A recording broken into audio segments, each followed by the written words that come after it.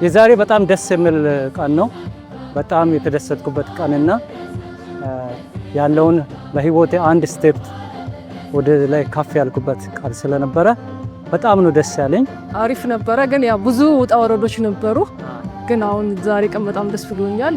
ብዙ ውጣ ወረዶች፣ ልጆች እያሳደግ ሴትነትም አለ፣ ብዙ ቻሌንጆችን አልፈን ዛሬ ደግሞ ለዚህ በቅተናል። እግዚአብሔር ይመስገን እላለሁ። ነበረኝ በ4 ዓመት ቆይታ የቻልኩትን ያህል ሪጉላርሊ ለማጥናት ነው የምሞክረው። ፈተና ሲደርስ ብቻ ሳይሆን ከዛ በፊት ባለውም ጊዜ የየቀኑን ትምህርት ሪቫይዝ ለማድረግ ሞክራለሁ። እሱ አግዞኛል ብዬ አስባለሁ። በሃይ ስኩልም ሆነ ከታች ያሉ ትምህርቶች ላይ በነበርኩበት ጊዜ አብዛኛውን ጊዜ ለማሳልፈው እውቀቶችን ለማግኘት ነበረ። ከዛ በኋላ ግን ወደ ዩኒቨርሲቲ ከገባው በኋላ የተወሰነ ውጤትም እንደሚያስፈልግ ከተረዳው በኋላ ስለዚህ ወደ እነዚህ ነገሮች መሄድ አለብኝ የሚል ሀሳብ ስላደረብኝ የተሻለ ውጤት ለማምጣት ከነበረኝ በፊት ላይ ከነበረኝ የተሻለ ውጤት ለማምጣት መስራት ጀምሬያለሁ ማለት ነው።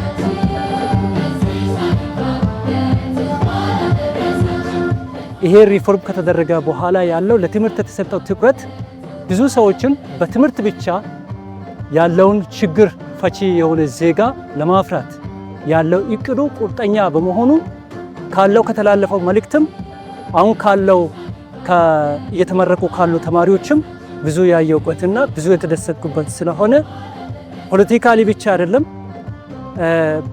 በተጨባጭ በኢኮኖሚ ላይ ያለው ፖዚቲቭ የሆነ ኢምፓክት አስደሳችና ተስፋ ሰጪ ነው ብዬ ነው የሚያምነው። ዩኒቨርሲቲ መምህር እንደመሆነ ይመጣል ትልቅ ነገር ነው ከኛ የሚጠበቀው። ትውልድን ለመቅረጽ የተሻለ ትምህርት፣ ጥራት ያለው ትምህርት ወሳኝ መሆኑን እኔም አምንበታለሁ። ትልቅ ነገር ነው ብዬ አስባለሁ። እኛም እንደ ትውልድ ተረካቢ እንደመሆናችን መጠን ትልቅ ነገር ነው ከኛ የሚጠበቀው። ስለዚህ ጥራት ያለው ትምህርት፣ ጥራት ያለው ትውልድ፣ ጥሩ ስራ ሰርተን ለሀገራችን እንበቃ ዜጎች እንድንሆን እኔም የበኩሌን አስተዋጽኦ አድርጋለሁ።